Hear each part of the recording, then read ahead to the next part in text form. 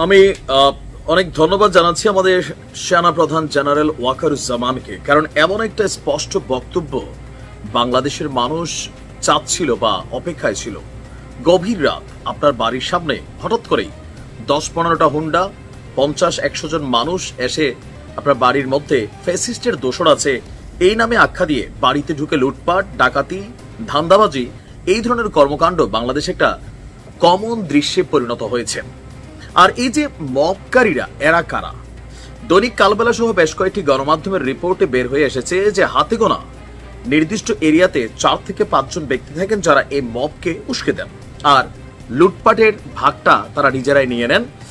আর এই মবকারীদের একজন গার্জিয়ান দিন শেষে খুঁজে পাওয়া গেছে, সে হচ্ছে এনসিপির হান্নান মাসুদ।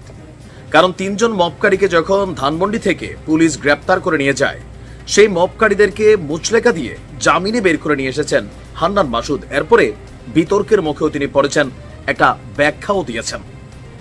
তো এই যখন অবস্থা, যে কোনো মুহূর্তে আপনিও এই ঝামেলায় পড়তে পারেন। তবে আমাদের বর্তমান সেনাপ্রধান জেনারেল ওয়াকারুজ্জামান গতকালকে যে ঘোষণা দিয়েছেন, এবং কি আমাদের পুলিশেরও ডিএমপির একটা আমরা দৃশ্যপট দেখলাম যে ধানমন্ডির সেই ওসিকে পুরস্কার দেওয়া হয়েছে মবকে কন্ট্রোল করার জন্য। তার মানে আইন শৃঙ্খলা বাহিনীও এই মবের বিপরীতে তাদের অবস্থান প্রকাশ করেছে। বাকি ছিল সেনাবাহিনী।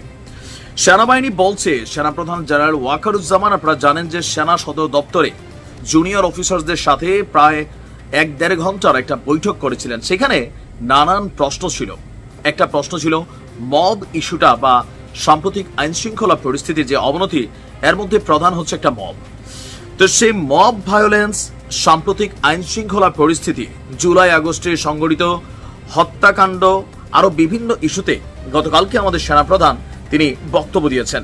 সেই বক্তব্যের এক পর্যায়ে তিনি বলছিলেন যে আপনার মব ভায়োলেন্সের বিরুদ্ধে কঠোর আইনানুগ ব্যবস্থা নেওয়া হবে। খুবই স্পষ্ট বার্তা যে মব ভায়োলেন্সকারী যারা, তাদের বিরুদ্ধে কঠোর ব্যবস্থা নেওয়া হবে। সামনে হান্নান মাসুদদের মতন যারা মবের পৃষ্ঠপোষক আছেন, তাদেরকেও কিন্তু ছাড় দেওয়া হবে না, বোঝাই যাচ্ছে। এমনি তো হান্নান মাসুদ নানান কর্মকাণ্ডে তিনি বিতর্কিত হয়েছেন। আর বেশিরভাগ জায়গায় মবগুলোর যে দৃশ্যপট আমরা দেখি, তবে এই মবের বেশিরভাগ জায়গায় আমরা 2টা দৃশ্যপট দেখেছি যে এগুলোর মধ্যে অনেক সময় সাধারণ মানুষ তারাও কিন্তু বাটে পড়ে যায়, যে কোনো একটা পরিস্থিতি তৈরি করে হয়রানি, হেনস্থা করে, অসামাজিক কর্মকাণ্ড লিপ্ত আছেন বলে দাবি করে, তারপর হচ্ছে ফ্যাসিস্টের দোসর আখ্যা দেয়। এগুলো আসলে কি বাংলাদেশকে কোনো পজিটিভ বার্তা দেয়? না। দেখেন, দেশে আইন শৃঙ্খলা বাহিনী আছে যারা ইউনূস সরকারের প্রতি আস্থাশীল, বর্তমানে ইন্টারিমের প্রতি আস্থাশীল। আপনাদের মাথায় রাখতে হবে, দেশে আইন আছে। আইনের বিপরীতে গিয়ে আদালতে একজন মানুষকে তোলা হচ্ছে, সে গ্রেপ্তার হয়েছে, আদালত তার সাজা দিবে, যদি নিরপরাধ হয় তাকে ছেড়ে দিবে। কিন্তু আমরা দেখেছি যে আদালত থেকে জামিন দেওয়া হয়েছে, গেটের মধ্যে আবার তারে মবের শিকার, ডিমের শিকার একটা নির্দিষ্ট গোষ্ঠী বিভিন্ন জায়গায় বিভিন্ন রকম বেশে, কখনো উকিলের বেশে, কখনো লোকাল হিরোর বেশে, কখনো লোকাল মানে কি বলা হয় যে নেতার বেশে, বিভিন্ন জায়গায় তারা এই কর্মকাণ্ডগুলো করছে। আর বেশিরভাগ জায়গায় এগুলো হচ্ছে রাতের আধারে।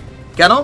একটা বাড়িতে ঢুকা যাচ্ছে, যে ভিডিওর প্রথমে বললাম, পুরা এক ঘরে কে আছে বইলা ভাই আপনার ঘরে ঢুকে আপনার তালা, আলমিরা, চাবি ভাঙা, মুহূর্তের মতো লুটপাট। মবের সংস্কৃতি এটা কখনোই কিন্তু পজিটিভ কালচার না।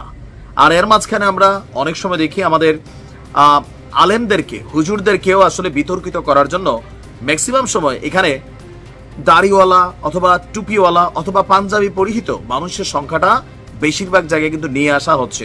আদৌ কি আমাদের আলেম সমাজ বা হুজুর মন মানসিকতা যারা আছেন তারা এগুলো করছেন? না।